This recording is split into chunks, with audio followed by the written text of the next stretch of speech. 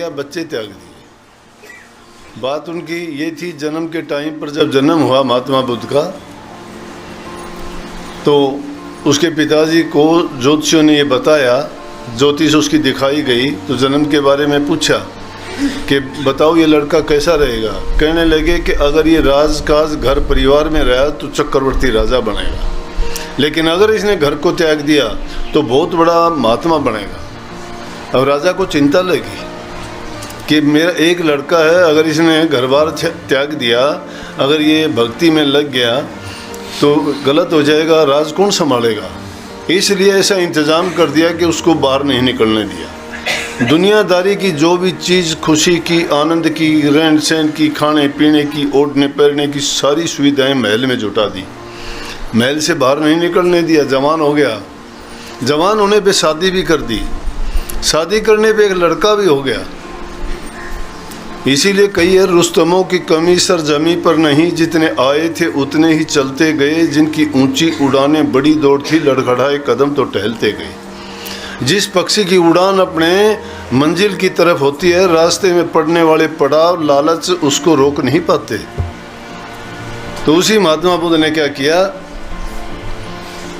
एक दिन इच्छा जाहिर की कि मैं बाहर भ्रमण करना चाहता हूँ। राजा ने सोचा बड़ा हो गया, शादी होगी, बच्चे हो गए, परिवार में फंस गया, अब इसको कोई ऐसी चीज़ नहीं है जो दुनियादारी से निकाल सके, अब घूमने दो कहीं भी। राजा ने छूट दे दी, रथवान को लेके जाता है घूमने के लिए। शहर में देखता है कि बुजुर्ग आदमी मिलता है, बुजुर्ग आदमी को देख के रथवान से पूछता है कभी उसने बुढ़ापा देखा नहीं। राजा ने ऐसा इंतज़ाम किया, दुख, बीमारी, तकलीफ, बुढ़ापा कुछ देखने ही नहीं दिया उसको, सब अच्छी अच्छी चीज़ें दिखाई ताकि दुनिया में फंस जाए। उसने पूछ लिया रथवान से कि ये कौन है। रथवान को अब बताना था, उसको भी पता था, प्रजा के सब लोग जानते थे।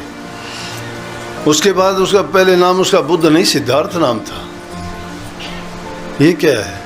बोले इंसान है। बोले ऐसा क्यों है ये कि बुढ़ापे में सब ऐसे ही होते हैं, इंसान जब बूढ़ा होता है ये हालत होती है। सोचने के लिए मजबूर हो गया कि इंसान, मेरा शरीर तो बहुत तंदुरुस्त है, शीशे की तरह चमक रहा है, मेरा लालन पालन, खान पान कितना अच्छा है।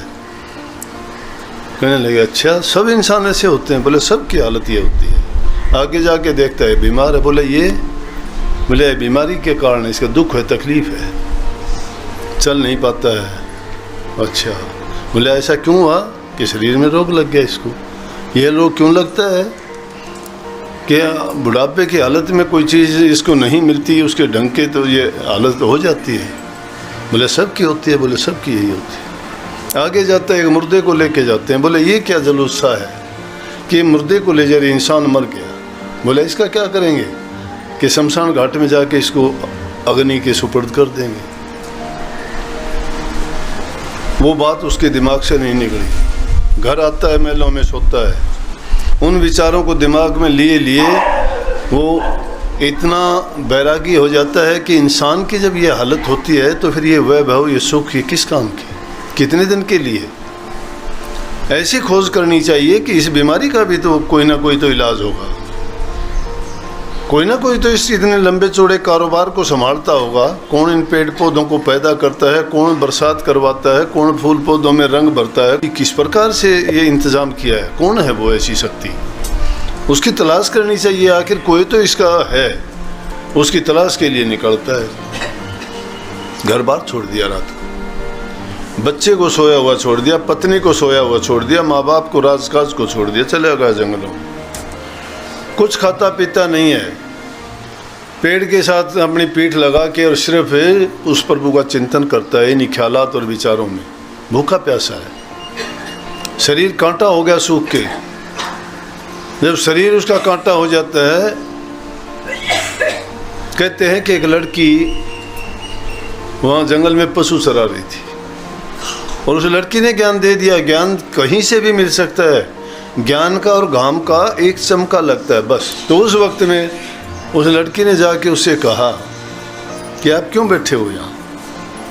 बोले परमात्मा की तलाश में। बोले परमात्मा ऐसा थोड़ा मिलता है। बोले और कैसे मिलता है? बोले परमात्मा को अगर तलाश करना है तो ढंग से तलाश करो। जिस चीज़ से, जिस औजार से काम लेना चाहता है उसको सुखा के तूने कांटा बना दिया। इस शरीर में अगर तुझे तंदुरुस्ती नहीं रहेगी, शरीर अच्छा नहीं रहेगा, कहाँ से खुदा की तलाश करेगा?